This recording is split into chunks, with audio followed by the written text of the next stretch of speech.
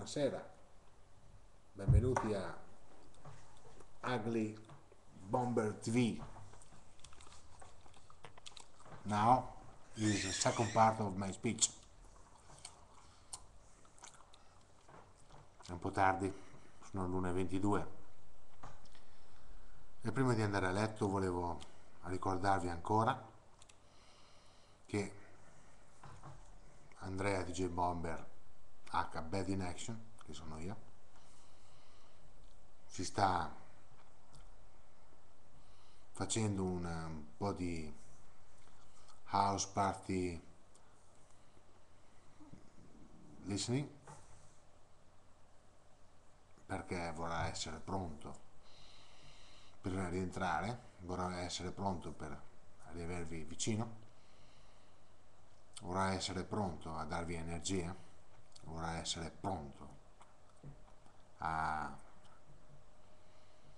farvi ascoltare un po' di musica forse nuova, ma vorrà essere pronto a essere chiamato da voi, tutti quelli che ascolteranno questo video, tutti quelli che mi vorranno magari vedere ancora alla console. Sappiate che potrebbe darsi che ci possa creare una tea party, house party time a Borgonovo.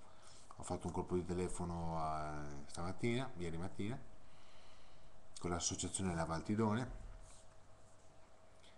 che ha il sito www.lavaltidone.it.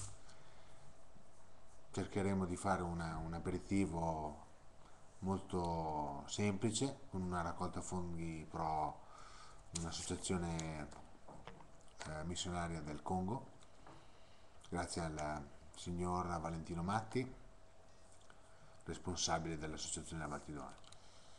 State in campana, seguite i miei piccoli clippini. Ho promesso un live set of pure music, lo farò nei prossimi giorni, anche perché se mi sento prudere le mani e ho voglia di rimetterle su un mixer, ma non da solo in una stanza. Quindi sappiate che Bad in Action, Andrea DJ Bomber H Bad in Action, si sta allenando per tornare alla console on the road, on the dance floor. Vi voglio vedere, voglio stare con voi, mi piace stare molto con voi, quindi visitatemi andreamagistrati@djb.bitpur.it, 522 circa, ne vorrei di più, e sicuramente qualcosa di nuovo nei prossimi giorni salterà fuori. Sa, Ugly Bomber TV è una cosa nuova, è un'idea nata così nel mio studio qui a Pianella Valtidone, e sono a vostra disposizione. To be ugly, to be bomber, to be bad in action, to be live set of pure music. State in campana perché magari a dicembre qualcosa succederà.